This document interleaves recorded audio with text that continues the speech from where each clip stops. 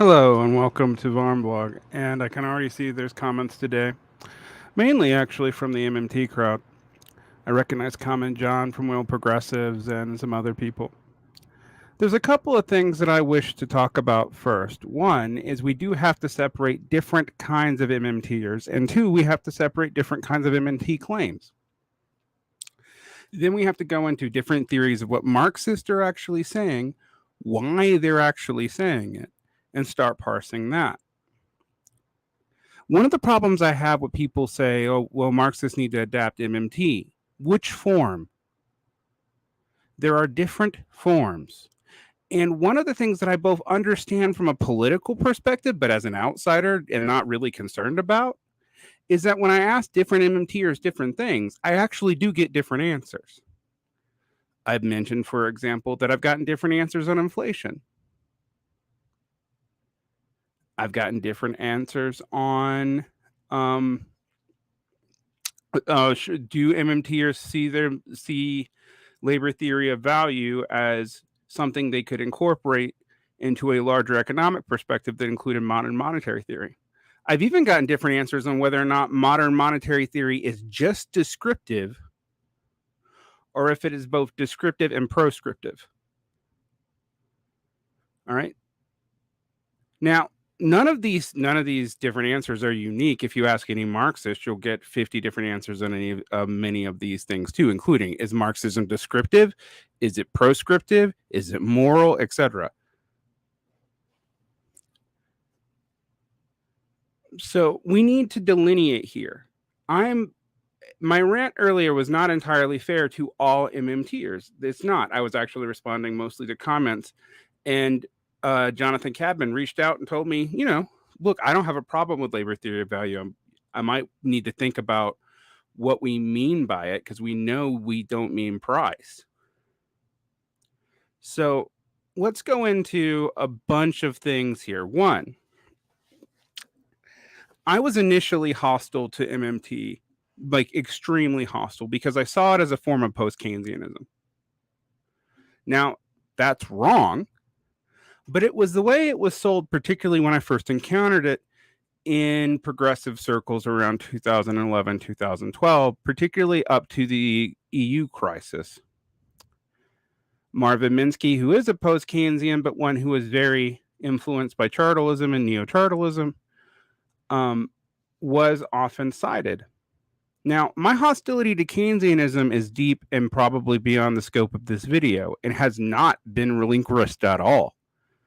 But over time, I have been convinced that modern monetary theory, despite Keynes' initial interest in it and his interest in Knapp and his having Knapp's work translated into English, which allowed A. Mitchell Innes to develop neo-Chartalism and further refine the theory, was actually crucial, even though it's not really picked up in Keynesianism, particularly what we call orthodox Keynesianism. What we call orthodox Keynesianism is actually an interesting phenomenon. It is a development of Keynesians to increasingly ignore what Keynes wrote about taxation and place that onto basic monetarism. So it's kind of a hybrid thought, but it is the dominant form of Keynesianism today in economic schools. It's kind of, if you're taught macroeconomics, it's usually what you're taught.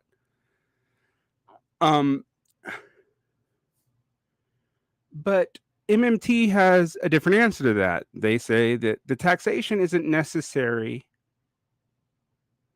for controlling inflation, and it isn't necessary for funding the government.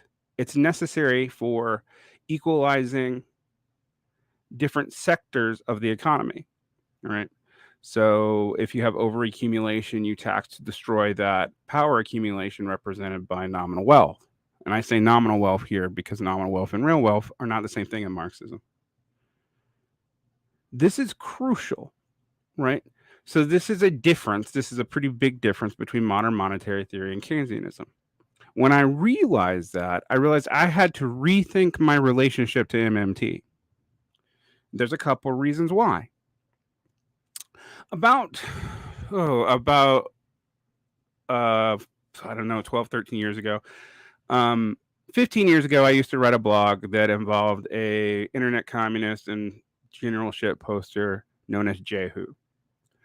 And Jehu's story is interesting and kind of beyond the scope here. He came out of like Ron Paul circles, and he read Marx and became convinced that of two basic theses. One, that communism is just a reduction of labor hours, and two, that commodity money was key to it, and that any attempt to ameliorate the crisis of profitability through currency manipulation was fascist.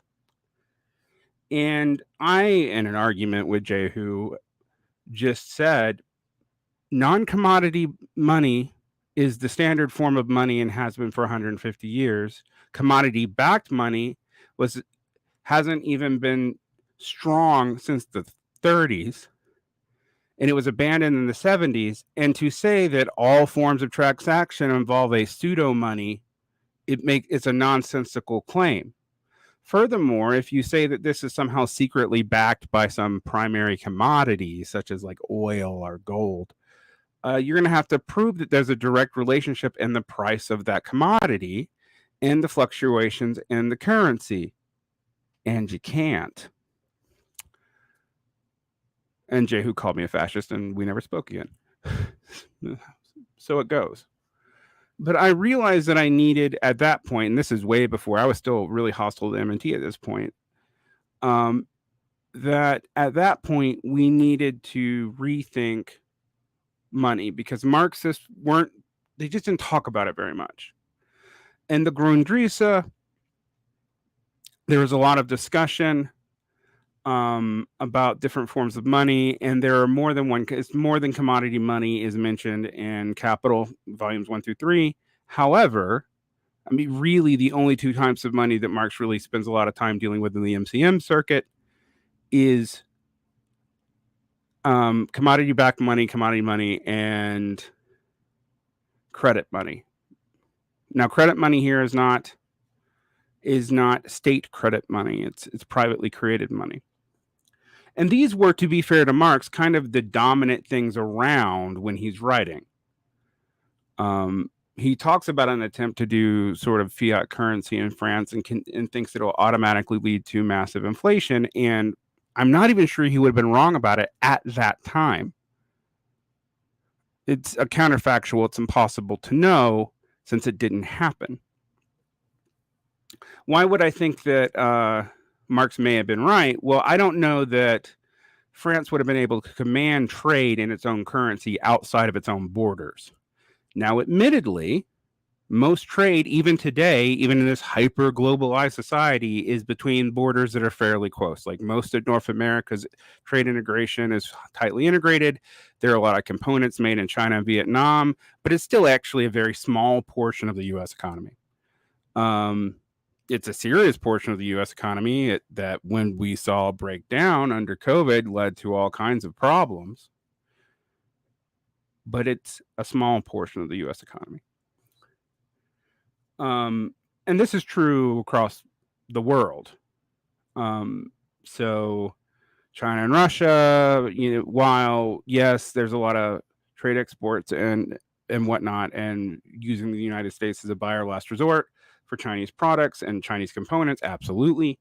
China and Russia have had a long-standing trade interaction because they're neighbors, also China and India. And there's also tensions that emerge from that. And you see this right now between China and India, not China and Russia. Neither here nor there. It's something to understand, though, when we talk about globalism and the relative power of currency. The issue that I've had with Rohrer-Mosler style articulations of MMT is that they tend to use as the example for the entire economy things where the government really does have monopoly purchasing power after World War II. Now, notice I specifically said after World War II. One of the things the government has monopoly purchasing power after World War II is semi-skilled labor. The federal government is the largest employer. Neoliberalism did not change that. In fact, it expanded it. That's a complicated thing to talk about, but we can get into that sometime. It hedged a lot of categories. And if you include contracting and contract minimums into that, it gets even more obvious that there's a ton of labor purchasing. So, for example, if the federal government raises its minimum contract bid, it requires people to pay $15 an hour. All of a sudden, that's going to raise the minimum wage probably more than state-by-state actions are going to do it. Okay, fair. In line with Mosler's assumptions. But when you look at the broader basket of commodities, it's not the case that the US can always demand the price because it's not the largest purchaser of said commodity. And states and firms interact and compete with each other for those prices, which means that the simple model given for inflation with Mosler explains some of what's going on, but can't explain all of it. Now, is that a debunking of modern monetary theory? No, because there's more than one kind of modern monetary theory. And this is important. And I know I'm going to get modern monetary theorists who will deny that there's more than one kind of modern monetary theory, just like there's Marxists who will deny that there's more than one kind of Marxism, right? But that's not the case. It's just frankly not true. The political reasons for that are obvious. You want a broad-based coalition, and earlier in the earlier periods of modern monetary theory, a lot of the way this was sold to us, particularly before 2016, was as a form of Minskyite neo-Keynesianism. And that made some sense because it created a blot of allegiance in heterodox economics. But there were real differences in the theory. I've already pointed out some of them. Now, there's still other distinctions here. A lot of people who talk about modern monetary theory will include all people who have legal theories or state theories of money. They'll include people like Michael Hudson and Kristen Dawson and people like that.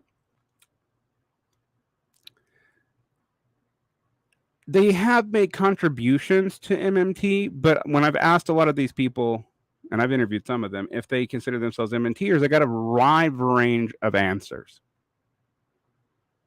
Okay, well, why is that?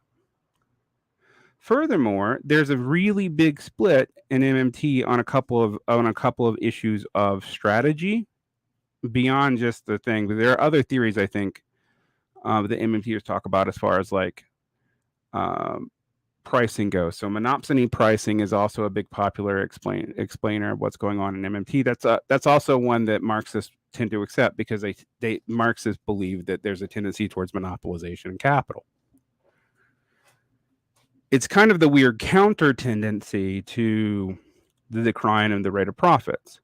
One of the things that I have said, and when I talk about the decline of the rate of profits, is I only consider the decline in the rate of profits in real, tangible commodities. I don't deal with rents as commodities or labor as commodities as part of that decline, which does change things pretty significantly. And it's very hard to model, frankly, because the government doesn't keep stats that way. And most of our numbers on this come from government agencies, be they the Fed, the Bureau of Labor Statistics, the WHO, the European Bureau of Labor Statistics, the European Federal Banks, etc. So it is hard to measure. What counts and what does not count as a real commodity profit is actually very opaque because in even real commodity profits, there's patents, there is copyrights. These are effectively kinds of monopoly licensure and kind of classical and Marxist economists, we consider them rents, but they can be traded as commodities. Something can be traded as a commodity and function as a commodity on the capitalist market and be a rent, which is confusing. And I get why it's confusing, but just like labor power in Marxism is traded as a commodity, you get paid for it as a price.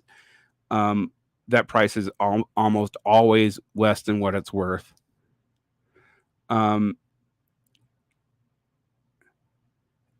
it's treated as a commodity in calculation. In fact, it even legally has to be as an expense, but it is not.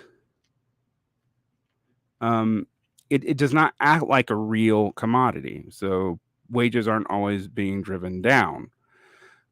What drives wages up and down is basically the supply of labor. So the larger the reserve army of labor, the lower you can push wages down, unless there is some countervailing force, such as the federal government's minimum wage price or a legal minimum wage or some other artifice of law to raise beyond that. And there are ways around that. One of the ways around that is policy-induced inflation. 3% inflation is pretty much policy, and most people know that real wages generally don't meet that. One of the things that we can see in the 1970s is that wages declined precipitously, like dramatically, in their actual purchasing power, which was also encouraged by a deliberate policy to incorporate women in the workforce. And I'm not saying that's good or bad. There are social goods that come from incorporating women into the workforce. However, it masked how serious the decline of purchasing power of wages was.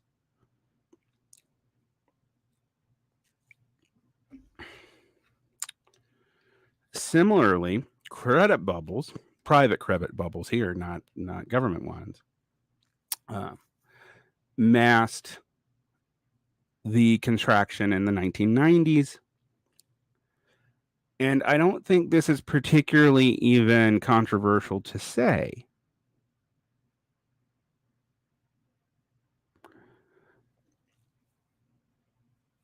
What people who are responding about stuff like monetary supply, I'm not a believer in monetary supply theory of inflation.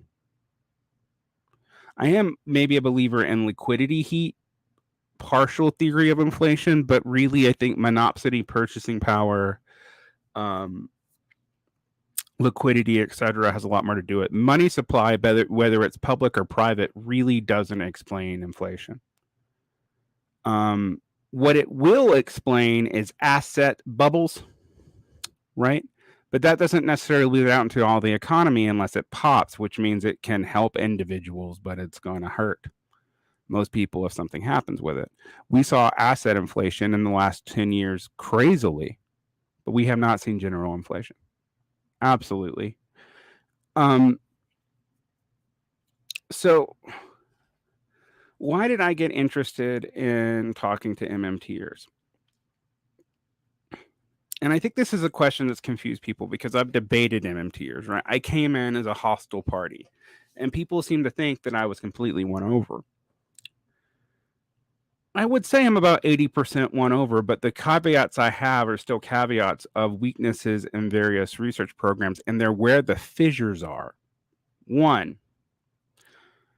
do MMTers sincerely think, and this is a question, and this is not a question that can be answered for all MMTers.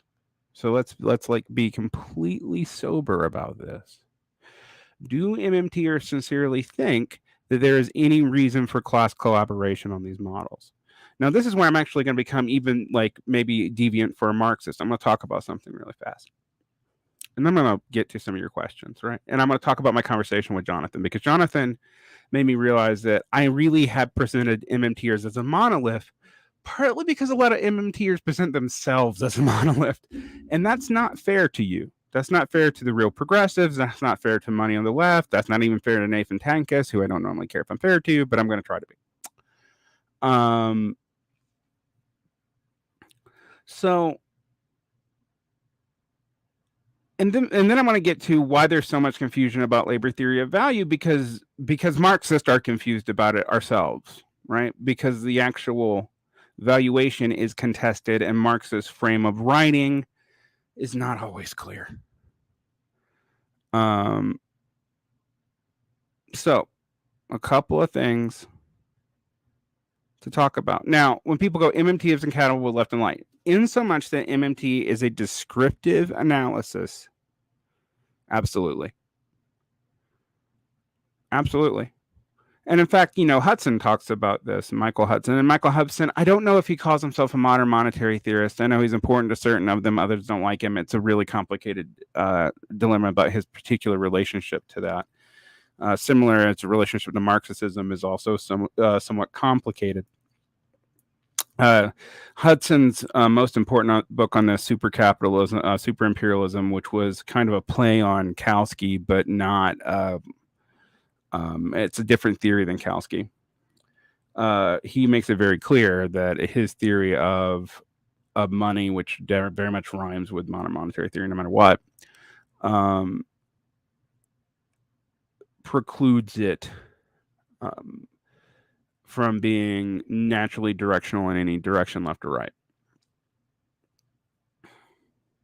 And so, for example, elements of what we learn from monetary theory, notice what I said there, elements in what we learn from, I'm not saying this is natural conclusion one can make from MMT, can be incorporated into a right-wing agenda. So, for example, everyone knows that if you actually shrink, well, not everyone, most people understand on the left economic spectrum, and including most Marxists, except for apparently Doug Henwood. I'm not sure Doug Henwood's a Marxist. I think he might be a Keynesian, honestly, but that's neither here nor there.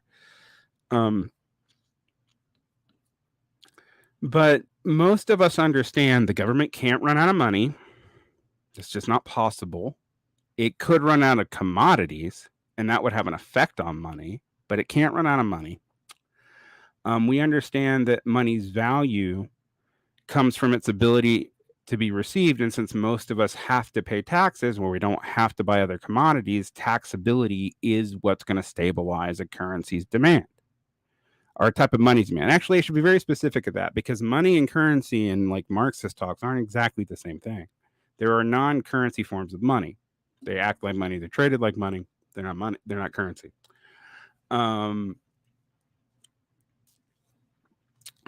Okay. So let's get into a little bit some of the problems I've had with clarifications in MMT. One, until very recently, most MMTers thought of unilateral monetary sovereignty, and they would name the nations that had it. The nations that had it were suspiciously all the former nations in the Anglo-British Imperium, and nobody else. Now, the reason why the EU didn't have it was that because of inter-EU competition, there was a clause legally put in the EU constitution, which locks monetary rates at about 2 to 3% inflation by law. I think it's 2%. And that's, so an artificial stoppage on EU's monetary sovereignty is self-imposed. I've mentioned that China doesn't float its currency, which is traditionally seen as part of monetary sovereignty, according to most MMTers. And there's a lot of reasons for that. One of the reasons that Michael Hudson would point out, and I'm not totally sure I'm always on Hudson's side, but I think he's right about this, is that if China was to just agree and open itself up to currency floats on the international commodity market, it would open itself up to the same kinds of financialization that happens in the United States. And no one wants that in China, because it would delegitimize their relationship in improving the lives of the poor, and it would reverse the development of a Chinese middle class, and it would get them stuck in the middle income trap. Would weaken the United States currency purchasing power, and if China really wanted to, probably replace it. It doesn't want to, and we know that because when it's doing things to weaken dollar domination, it often doesn't do it by using the yuan. It often does it by using the yuan in some cases, or using the Swiss franc and others. Why would it do that? It's a good question. Now, there are MMTers, such as Fidel Katoub, who are actually really rigorously trying to think about this problem and trying to deal with what they call the spectrum of sovereignty. But they kind of make it sound like anybody can do the spectrum of sovereignty. And I think that kind of papers over how ugly the consolidation of what we call monetary sovereignty is, because it's a consolidation of basically two things: productive power, which requires primitive or primal, whatever you want to call it, however you want to translate the way we would talk about it in Marxist terms, accumulation, i.e., you have to take shit and develop your means of production that way, and military power to enforce your patent and to enforce your, not because of money, but because of productive capacity and maintaining exclusive rights to certain technologies within your sphere of domain.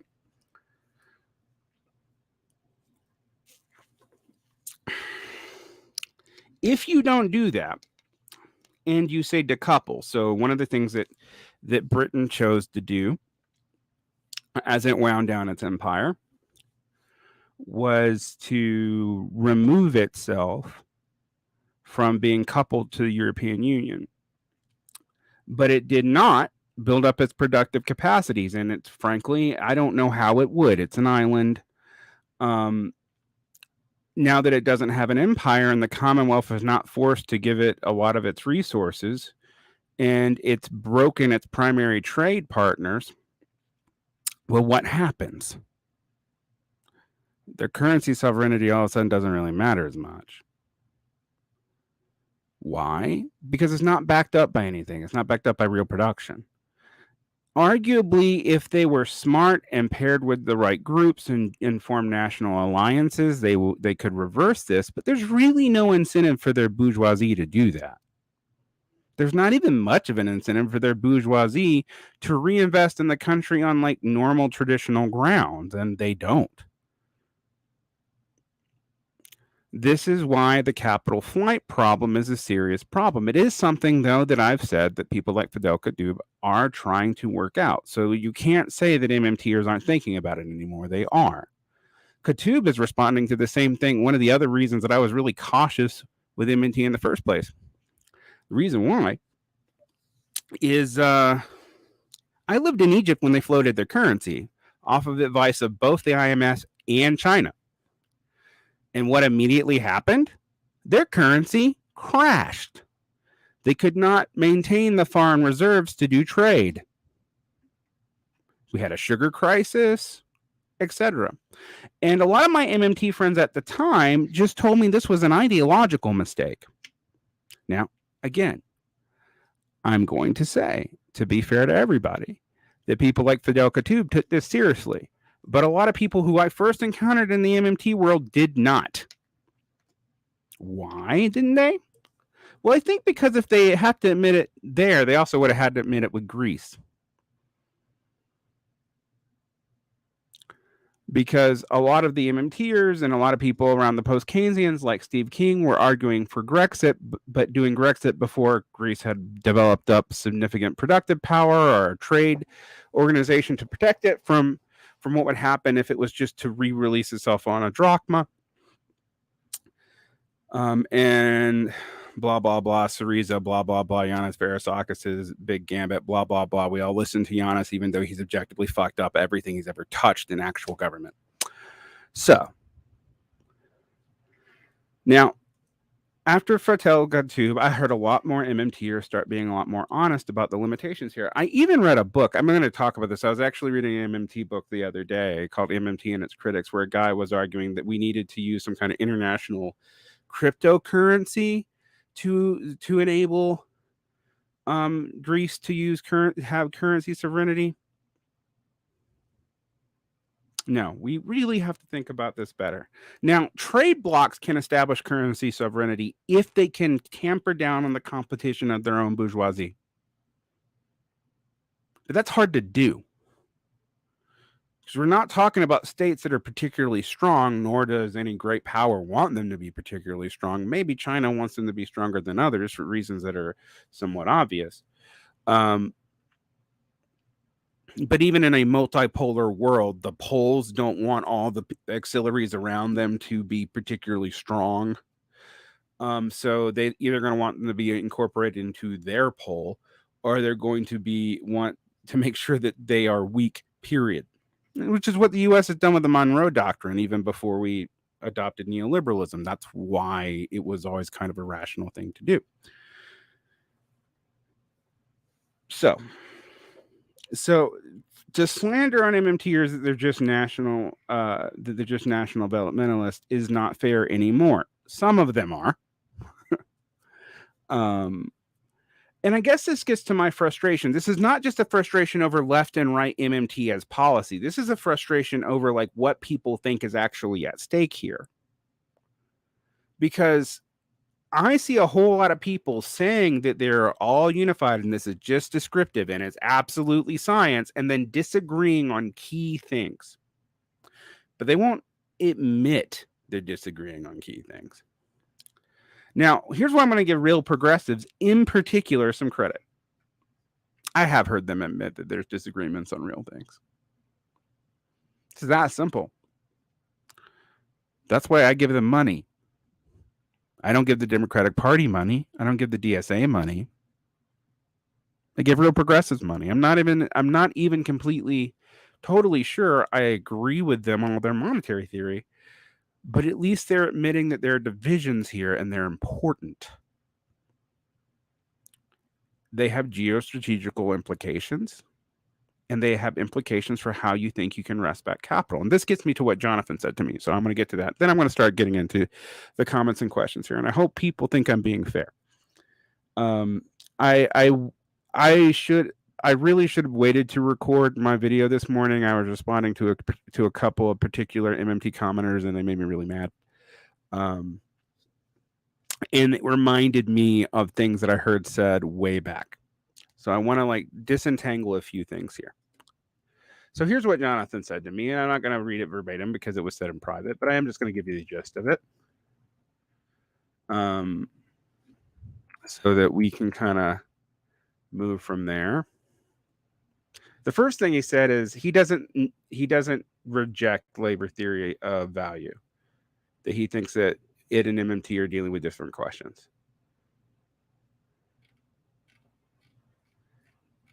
Which is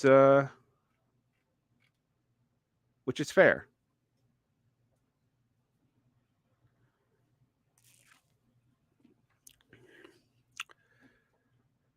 And that leads me to a couple of things. Labor theory of value is contested amongst Marxists.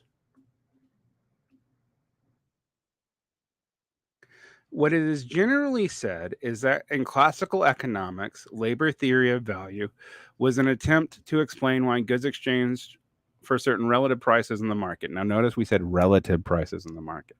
It could be suggested that the value of the commodity was determined by and could be measured objectively by the number of labor hours necessary to produce it. That's the classical definition of labor theory of value. The question becomes, is that the Marxist definition of labor theory of value? That is Ricardo. One of the things that happened is that Ricardo started talking about labor theory of value as the form of a natural price, which is the kind of fair price, and that that would imply there are unnatural prices of commodities. It's weird, and it's weird. And one of the things that I can say that I can definitively say that Marx does not do is Marx does not think that the real price is the same as what is the same as Ricardo's. Now, that's actually debatable within Marxists. There are plenty of Marxists who do assert that either that the real price should be determined by like physiological substances, kind of a reversion back to physiocratism, or Ricardian Marxism, which states that the real price is basically an expression of all the hours put in. Marx actually only talks about value in relations to aggregates. So anything on the market can be priced any way a capitalist wants to price it, right? Most capitalists do price markup. So they figure out the fixed capital that goes into it. They figure out the cost of labor, and then they mark it up. The marginal utility theory and equilibrium pricing has never made a lot of sense to me. For one, the idea that as you move closer to equilibrium pricing, you hit like Pareto optimums. I don't see any evidence of that, and I don't even see why that's logically sound. But nonetheless, I have seen a lot of evidence that basically cost plus markup is how most individual capitalists figure out their price, and how they justify their markup is kind of like what the aggregate of the area is. Which to me explains a lot of tendencies that you have. For example, why are things that aren't commodities but are labor intensive really hard to make money on?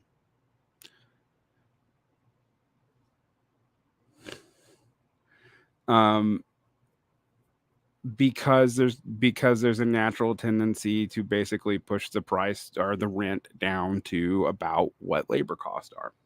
It's very hard to make money in education for that reason, for example. However, if you take this kind of classical view from Ricardo, it leads to some weird stuff. So, for example, this view leads to the view that some Marxists had, that like agriculture should be more profitable than industrial manufacturing, because agriculture uses less machines is fixed capital. There's more varied capital invested in agriculture, aka actual human labor. Therefore,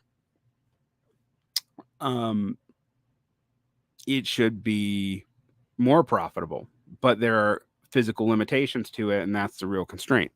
Physical limitations is a real constraint, no one's arguing that, but I don't see a whole lot of evidence that the agriculture has ever been more profitable than industrial manufacturing.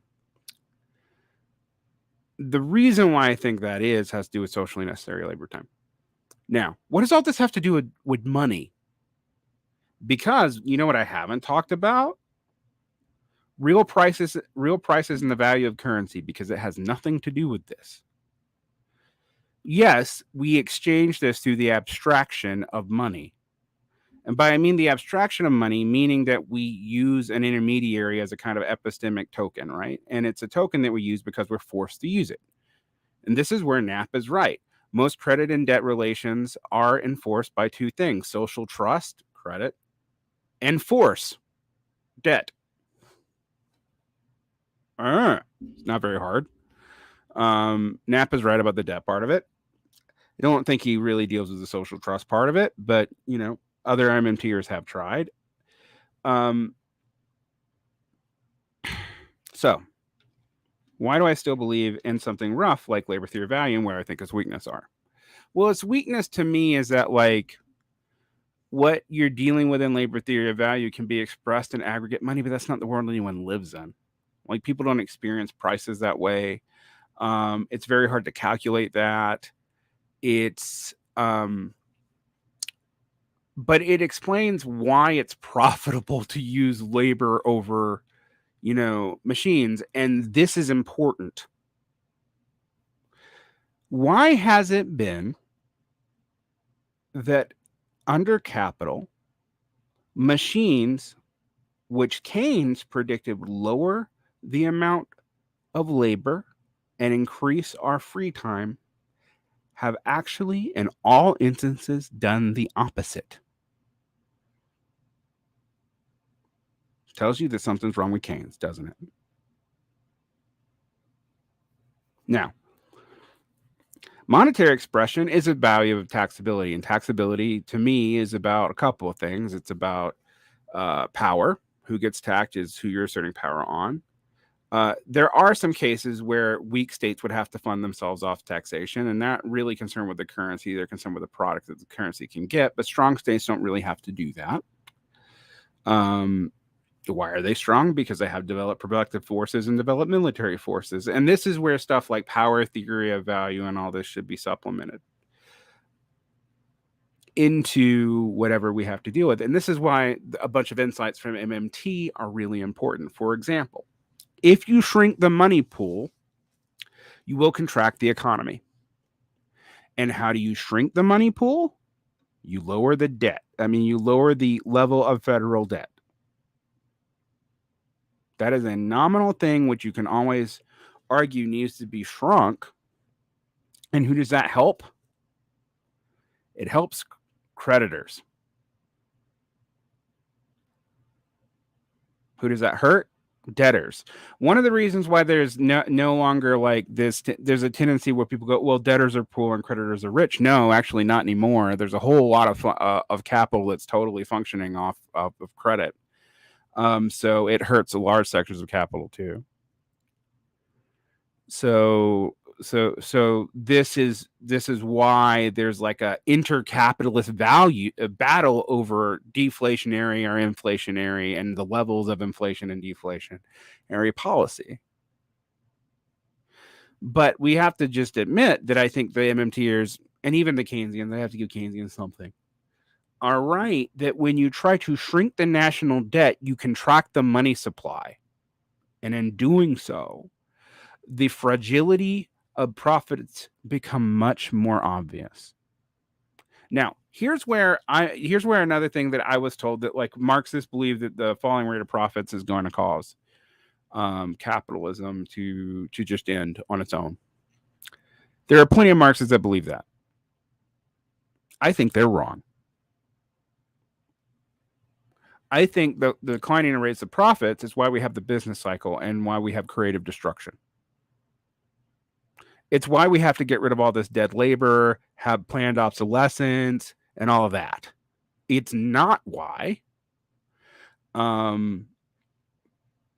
It's not going to cause everyone to be poor so they automatically rebel. One, just from the psychological research we've done, that's not actually, doesn't seem to be a good assertion.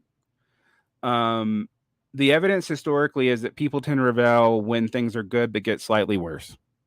They actually don't rebel when things have been bad for a long time.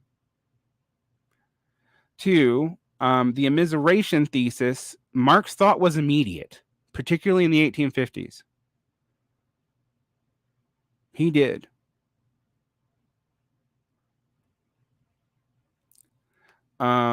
He drops it in the 1860s and kind of his revisions of capital, which he doesn't finish, and theories of surplus value and all the economic manuscripts that are written after the 1850s are trying to deal with the fact that I think anyway, I don't have a smoking gun here, but I think that the immiseration thesis didn't hold.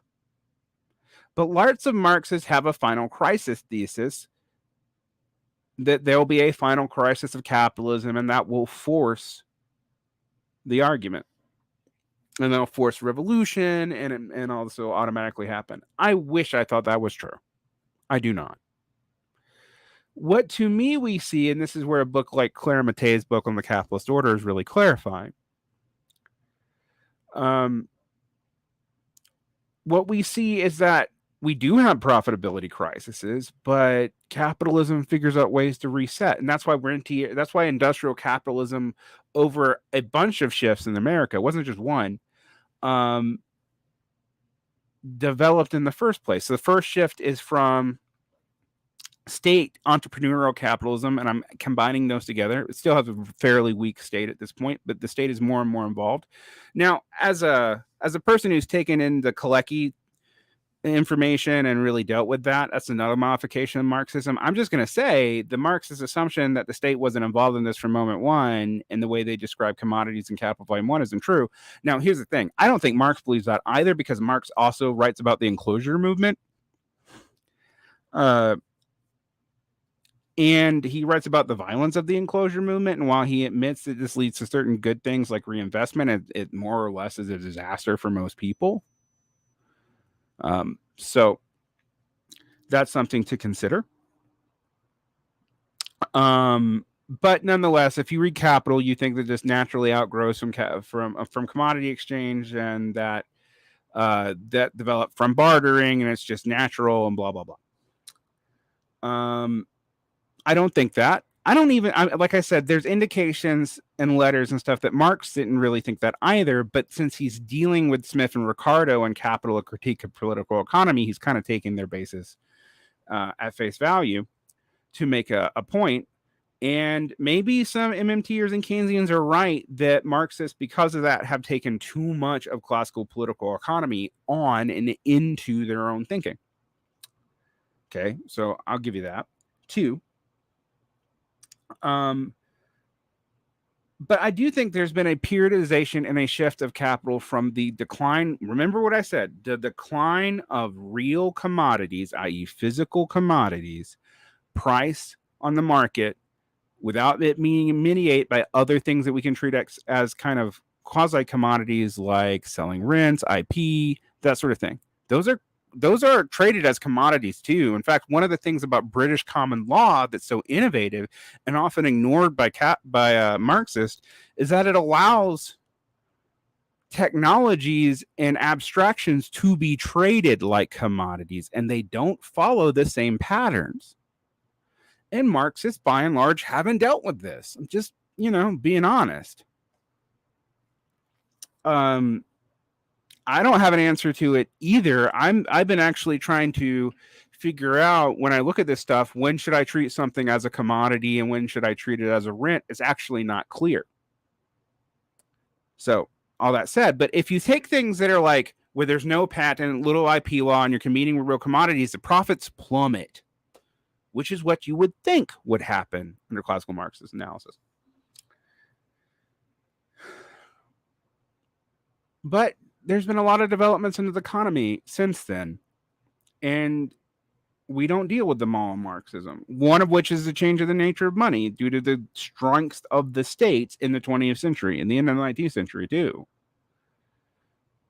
And I do think we have to take a whole lot of MMT research on board to start to deal with that. I absolutely do, because I'm not satisfied with what Marxists have put up as answers. I'm just not. However, the international problem and a couple other things that I really want to get into the history of the deep history of Chartalism needs to be addressed. No, I don't want to accuse MMTers of being wrong because there's problems in their foundation, but they do it to me as a Marxist all the time. And they being certain individuals, not all MMTers, aka hashtag not all MMTers.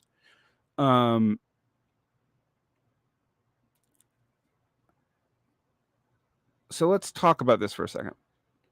A couple of things that I think we have to deal with and really, truly deal with here. The origins of Chartalism are in German historical school, second generation economics. German historical school economics has a deep history and ties to Lassallean socialism. Now, for those of you who don't know, and maybe this is why there's such ambivalence between Marxist and MMTers,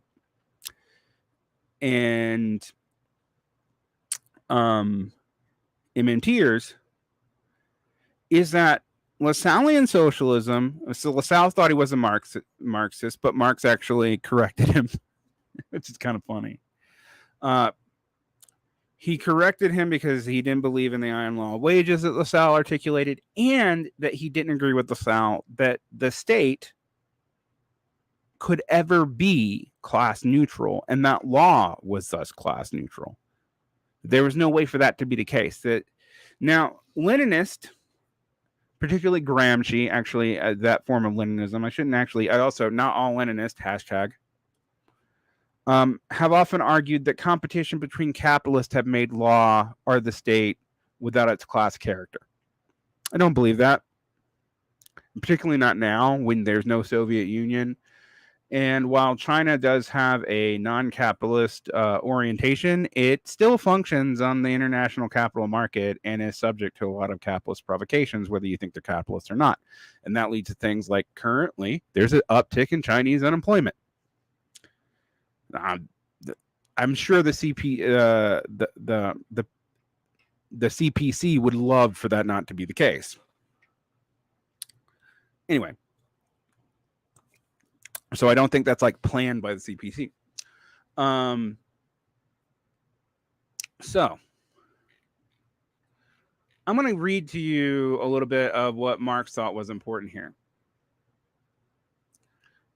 Money are the circulation of commodities from chapter 190. But excuse me, from I forgot what chapter it is in Capital. So, anyway, gold was made standard for the purposes of reckoning. Hence, instead of saying a quarter of wheat is worth an ounce of gold, people in England would say that it was worth 3 pounds, 7 shillings, $10.50. In this way, commodities express their money names. Notice money names and how much they are worth, and money serves as a money of account, whether it is a question of fixing a thing as value, and therefore in its money form. The name of a thing is entirely external to its nature, meaning gold is not necessarily money. I know nothing of a man if I merely know his name is Jacob. In the same way, every trace of money relations disappear in the money name, pound, dollar, franc, ducat, whatever. The confusion caused by attributing a hidden meaning to these Kabbalistic signs is made even greater by the fact that these money names express both values of commodities and simultaneously aliquot parts of certain amounts of weight of metal, namely the weight of metal which serves as a standard of money. On the other hand, it is in fact necessary that value, as opposed to its multifarious objects of the world of commodities, would develop into this form, a material and a non-mental one, but also a simple social form. Now, that is where Marx insists on metalism. But, and let's really get into this for a moment.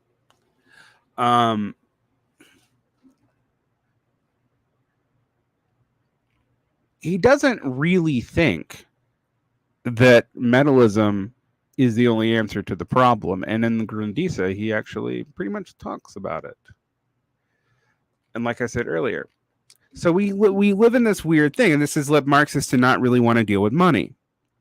But my converse thing is the assumption in a lot of legal theories of money is that law is neutral and that you can just assert political power over it by force of policy. And if my critique of politicized MMT tends to be that many, particularly people like Kelton, I don't think Bill Mitchell is guilty of this. I'm not sure Randall Way is guilty of this. I don't think that I definitely don't think Steve Grumbine is guilty of this because I talked to him about it. But people like Stephanie Kelton seem to think that we should have a class collaborationist attitude on this because we could all benefit from these circulations. And I tend to think, no, we can't. I might agree with Stephen Grumbine that it is possible to implement these policies that would empower the working class off of policy alone if you had a mass movement to control classes. And it was actually scary.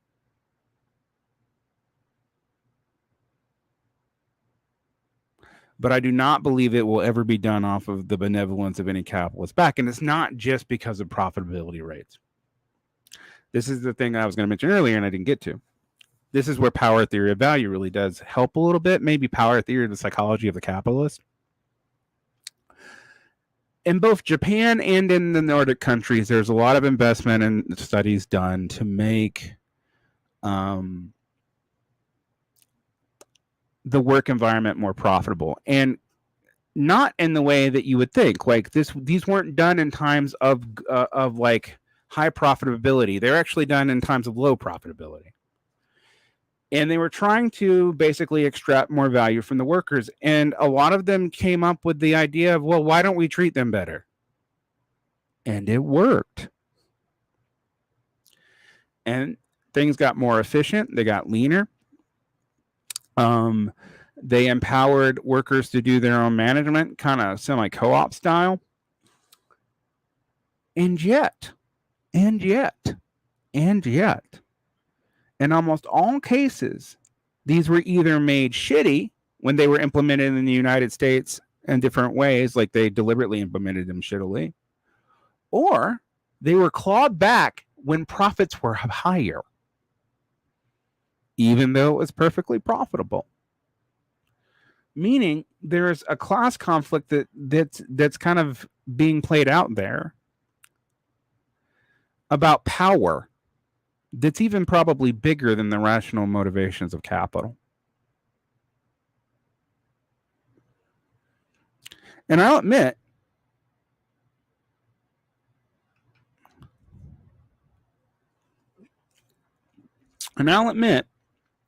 that actually even is kind of a problem for Marx. Like, Marx kind of does assume that the capitalists are homo economicus and the workers are too. They're not, though. We have evidence of that. Okay. I wanted to talk about Steve Grumbine for a second. Steve Grumbine actually had the best answers to my challenges on MMT. Wanted to say that. He's not an academic. He's not an MMT academic. A lot of people who are better at their MMT stick have not answered me satisfactorily in the past. Grumbine was ready. I want to give Steve that credit. My response, and the reason why I was so adamant, wasn't Steve. I love talking to Steve. I can talk to Steve all day. It was actually the response I got from people who were really into Steve, who started impugning upon to me positions I don't hold. I still do think labor theory of value is a justification of the class breach. I also don't think that labor theory of value can be explained in pure and simple price, and that does make me closer to people like the econophysicist, or maybe the TSSI people. I go back and forth. I don't think the TSSI has political implications, and econophysicists do. I think Goldbug and strict money Marxism is a disaster. I think that tends to empower the enemies of the working class by deliberately letting them accumulate capital and then enforce austerity upon them, weakening the workers. That's bad. That's actively bad. I tend to think accelerationist logic, a la Deleuze and Guattari, is nutty and has no psychological basis. Yeah. So talking to someone like Steve Grumbine is really helpful. Now, I like Sam Kangaroo. He's been on the show many times. I don't accept a couple of things he says. I mentioned the one about inflation, that I don't think government purchasing power explains all of inflation. I don't. I don't know that all MMTers do either. It explains some of it. I think Proust Gaijin explains some of it. I think purchasing power established through monopsony market control explains a lot of it.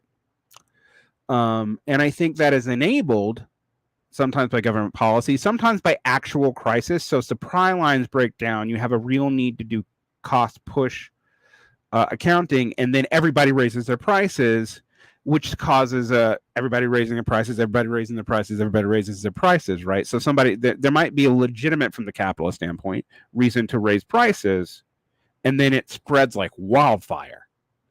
And then if the government doesn't do anything to push against it, and this is where Moser and stuff do have a point, if they don't try to negotiate those prices back down and they just accept them, that's going to put the capitalists in an even better pricing power problem, for everybody else. But that's not, that's not quite the same as what Moser was arguing. When I had the money on the left people on, particularly Max Seho, who I consider kind of a friend, to a lesser degree, Scott Ferguson. There was a lot of interesting discussions of the sovereignty debates and the problems with that, but mostly what I got was kind of the need to reconceive it and rethink about it, and I didn't get the material things that would need to change to reconceive it and rethink about it. And that led to a kind of focus on national economies. And I just don't think capitalism is a national problem. I think it is an international totality. While modern monetary theory may give us ways as working class advocates to help working class autonomy, I mean, it's not my goal. It's not my only goal. It's just my immediate goal, right? We should use those things as best we can. And that also means that Marxists need to get over themselves in talking to MMTers, but the reverse is also kind of true. And this is what I'm going to give real progressives a pat on the back. they have done that. But there is such an anti-Marxist drive in a few schools of MMT that it is very hard for us to even begin to figure out where we might start to have the conversation. I hear things attributed to Marx that may have been true that I don't believe. I hear things attributed to Marx that I don't think are true. And I hear things that are highly debated not being discussed in all their debates. Conversely, and I'm going to go ahead and blame myself here, I may have done that in that last video on MMT myself, and that was not cool of me, and I do apologize to the real progressives for that, and to a lesser degree to money on the left people, because I've worked with them in the past and they've been nice to me. But yeah. So I just want to make our distinctions clear, because I consider certain factions of MMTers allies. I do. I used to not. I've told Steve Grumbine at one point I wanted to put all of you against the wall. I was wrong. But there are tendencies in the broader MMT policy movement that I wish we could just be honest and talk about how there's different politics and even different theories in MMT a little bit more readily.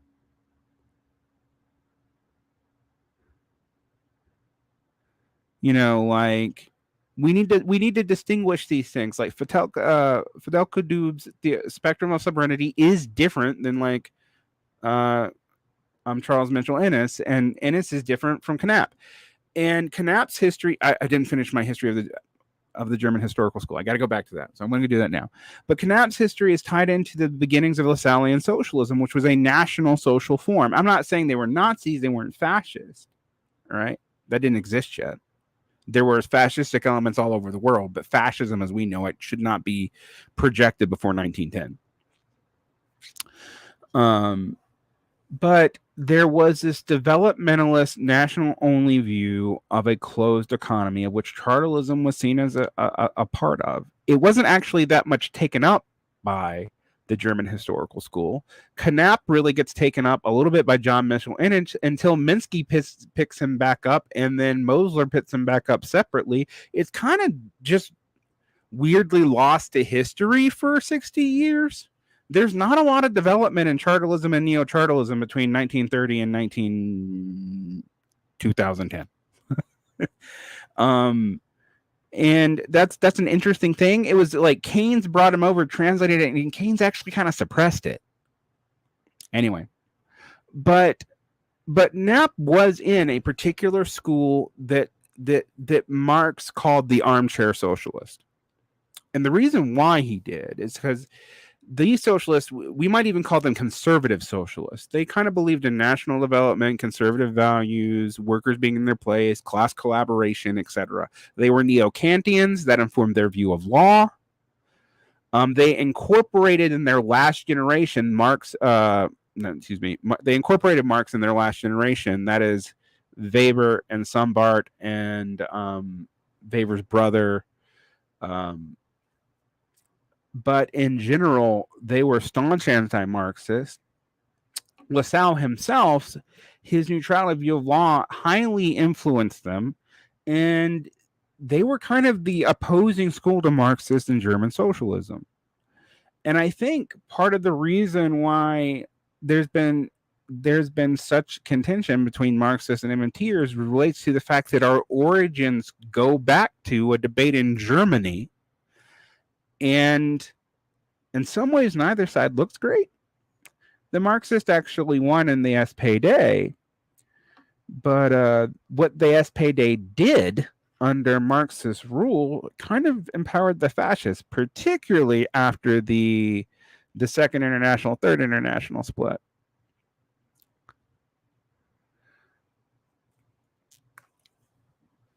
So one thing that I think that Marxists would say that we have to look at wealth and value kind of separately from just monetary expressions of such, and that's where we're going to see the international stuff. And as long as there are MMTers trying to work that out and trying to explain the shifts in capital and not just saying, well, there's no such thing as a decline in capital, no such thing as any sort of profitability rate decline, of a tendency rate of profits to fall at all. Because I just don't understand how you explain business cycles without that. I don't. Marginalist theories of business cycles have never been compelling to me, and a lot of the business cycle research that involves someone like Joseph Schumpeter in the Austrian school, they actually backdoor incorporate Marxism and don't admit it. I can go into the intellectual history of that too. I become fascinated with these intellectual histories of the various economic schools because there's a whole lot we're not taught about them. There's a whole lot of bullshit in them too, honestly, but we can't identify it because we are not taught them. Like for most the way we're taught economics in the United States, like there's nothing. There's laissez-faireism, which never really existed, which defeated mercantilism, and then there's a bad tariff time, and then neoclassicalism emerges. Don't even explain that neoclassicalism emerges from people who had relations to socialists, but anyway. And so all these debates in 19th century economics, both Marxist and not, are lost. Georgism, Proudhonism, Napism, Shaktism, etc. It's all just, we're not taught it. And so a lot of the distinctions between like where modern monetary theory's deep origins are and why Marxists are ambivalent about it. Marxists don't even know that. Like they're just responding to like leftover remnants of things. And conversely, there's a whole lot of stuff in Marx that's carried over from classical economy that we really should question under current anthropological research. So yeah, who knows?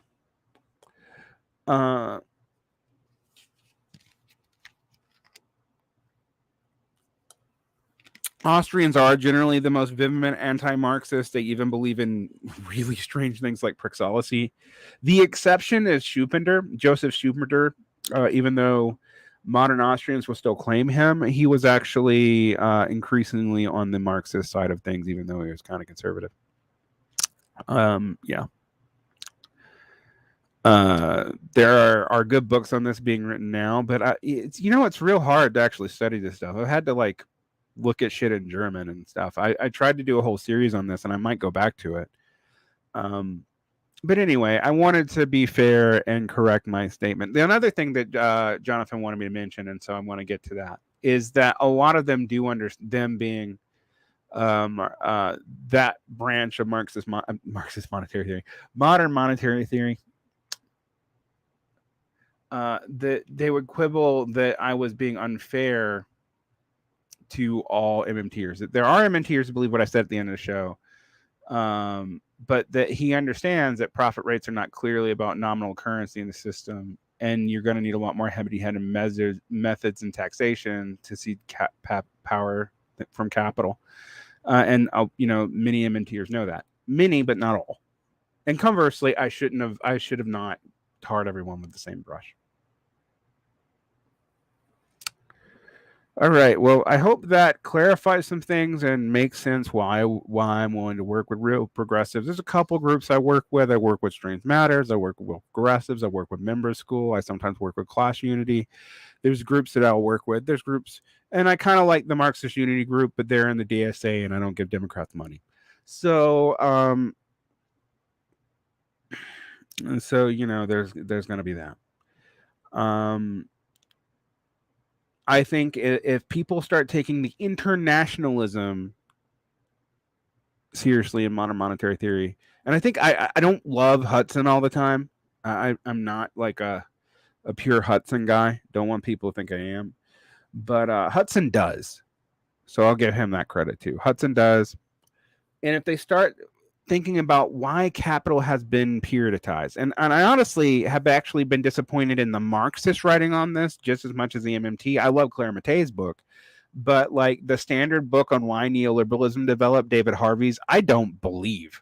It's kind of totally politically motivated. It's just like, well, one day there was these capitalists and they were evil, and I'm like, well, yeah, but capitalism as a collective are always evil. I don't know what you're talking about. It's not like they woke up one day and got eviler. Why did they get more greedy? What was the reason? Believe it or not, Philip Mirowski, who is not a Marxist, all right, he's always coming at Marxists for like over relying on physics metaphors and whatnot. Maybe he's got a point. I don't know. But his writing on neoliberalism and the profitability crisis that led up to it is actually the best writing on the topic. Check it out if you haven't. I don't know if he's a modern monetary theorist, but he's not hostile to it. But so, you know, there are people who deal with this. And if you take a Marxist like Claire Mattei and someone like Philip Mirowski and you add them together, you might start getting better understandings of contemporary capitalism. Because capitalism has changed. Like, I still think the primary contradiction is the contradiction between the capitalist and the bourgeoisie. I mean, the bourgeoisie and the proletariat. Between those who have to work for a wage and those who don't.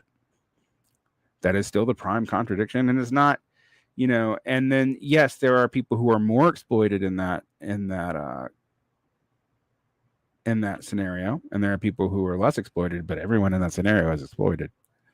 And that's why I can't drop things like labor theory of value, because I can't explain that otherwise. And there's other things I told you I can't explain, like why certain fields just can't seem to be profitable without like high levels of state involvement. All right. So Dusty asks, is it like people who say all price hikes are gouging? Why can't they price gouge all the time? Why prices rise and drop? Wouldn't they just rise forever? Yeah, they don't just rise forever. Well, one of the things that price rises actually do affect capitalists.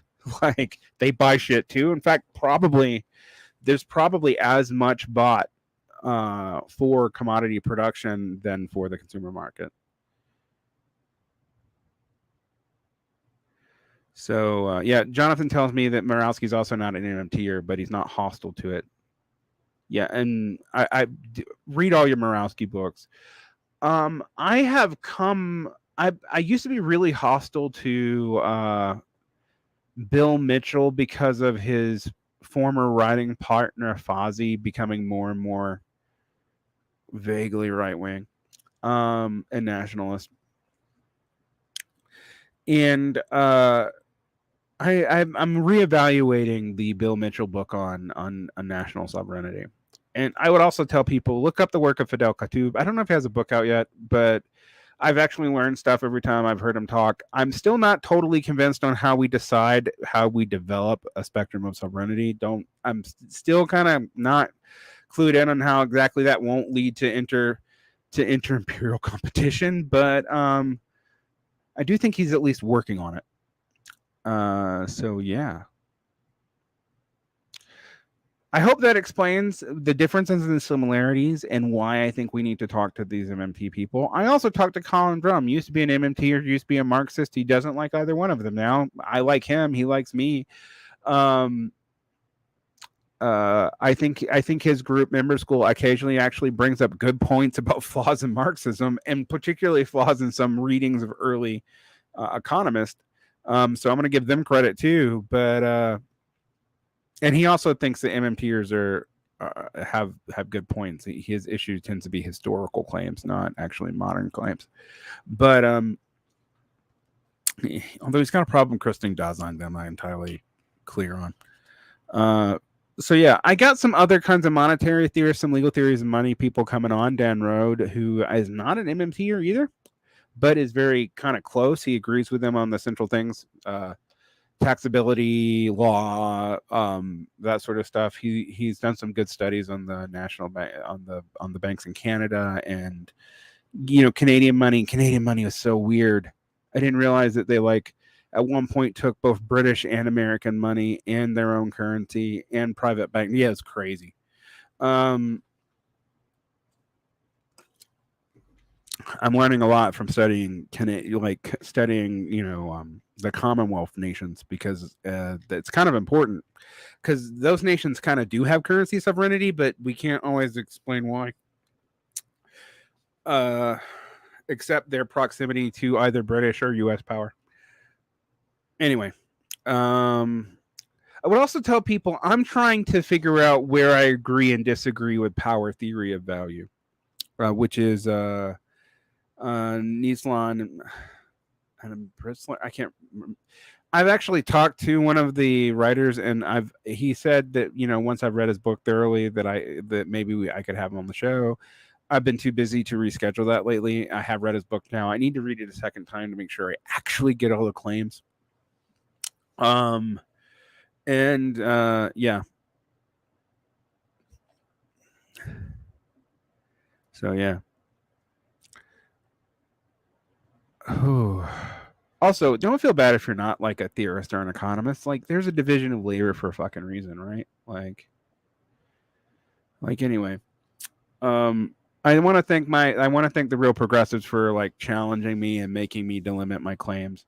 And I just want you guys to know that it wasn't you who pissed me off. It's probably just some of your fans. And it's more that they said, it's more that they attributed to me positions that I don't hold. Like, I think that there are elements of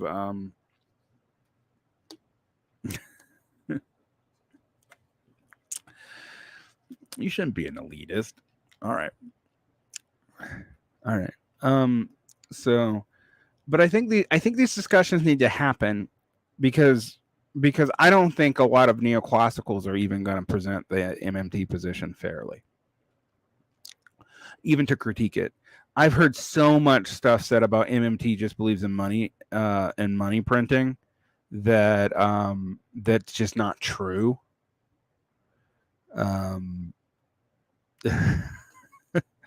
It's absolutely maddening. I'm often like, I'm not an MMTer, but that critique is stupid. Like, that's not what they believe. And you kind of know it. And if you don't know it, you should have read the books. They're not that hard. I actually will also give this to MMTers. MMT economic books tend to be easier to read than Marxist ones. I think because they're more delimited in their concerns.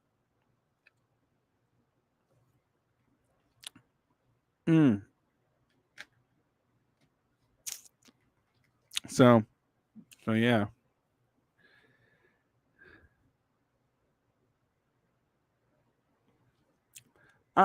Well, here's the thing about commodity money is a thing, and metalism was a thing that developed in times where states were kind of weak.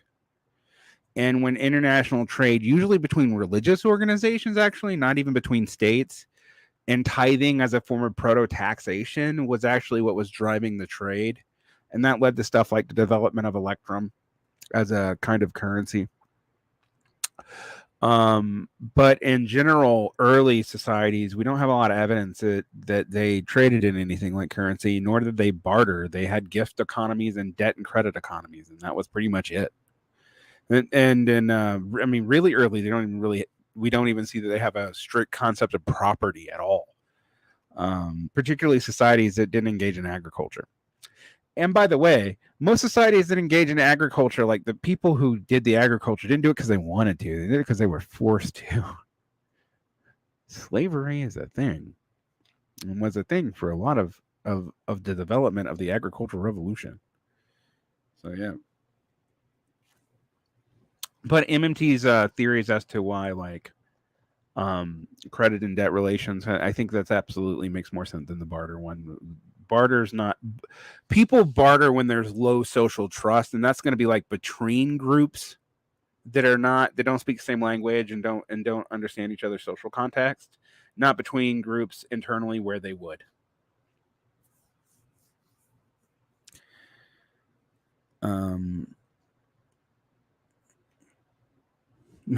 Economic consultants are technically economists, but will just post hoc adjust. Their industrial organization theory led to horizontal merger through the FTC. Dude, yeah, you can't trust them. What? Okay, so I'm gonna just say this. I have a lot more patience for MMT and for Marxist economics, but I kind of think economics in general is a mystification of human relations. So yeah. Yeah, real estate. Well, real estate as a commodity that's fungible, like that's kind of 300, 400 years old, I think. Although, you know, the value of land's always kind of been important, though. All right. Ooh, there's someone talking about how Mitchell had a turn at Fozzie. That's good to know. I need to read more Mitchell again. I read Mitchell a bunch in around 2017, 2018, and he convinced me that not all. He was part of the I don't need to put them against the wall. Yes, that's the same Fozzie that sometimes writes for Compact. Yes.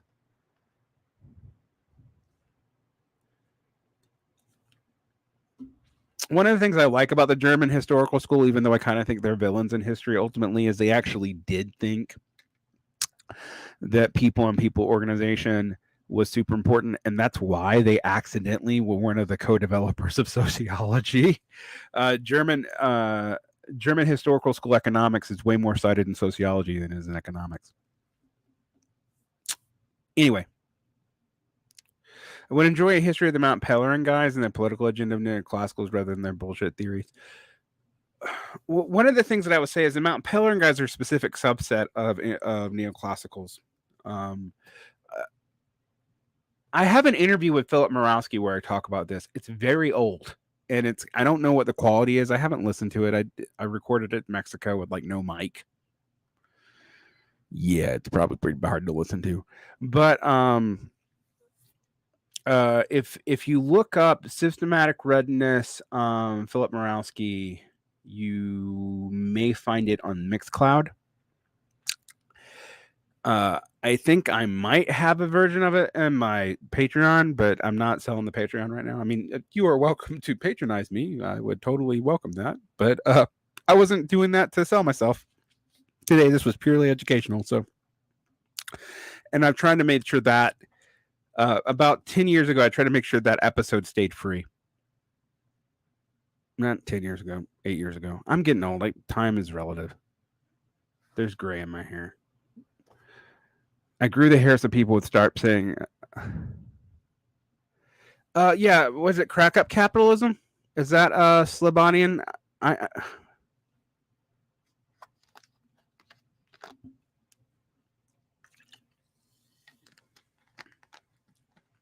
Yeah, if you patronize me, then you should be able to find it. Go to the earlier episodes, symptomatic redness, and go back in the date, and you'll find it. I need to read that Crack Up Capitalism book. I might go read it soon. I might. Do I already own it? I buy a whole lot. So, guys, so you know what I spend my Patreon money on. I mean, other than like paying the bills and helping support things like real progressives. I buy Marxist books so I can talk about this shit with some kind of knowledge, and MMT books and Keynesian books, even though it kind of makes me sick to my stomach to admit that I ever have to read Keynesian or anything. I kind of hate Keynesians almost as much as neoclassicals guy. And you know, if you want to know why I feel that way, Paul Krugman. I've had a one-man war against Paul Krugman since I was 25 years old. I am 42. Anyway, just so you can pick up my resentment. Thank you guys so much. I'm going to go have dinner, and I really appreciate the... have you heard of Damon Silvers? I've heard of him, but I have not partaken of him. So I will check that out, Michael Newman. Thank you so much. Krugman is the devil. Look, Krugman's one of those things where I'm like, at least with like, you know, like the Mises Institute or like Tom Friedman are you know, your standard Austrians are your neoclassicals, like your monetarist, your Alan Greenspans. At least with those guys, you know they're your enemy. Krugman kind of sometimes pretends to be your friend. Social credit theory? Don't know that theory. I'll look it up.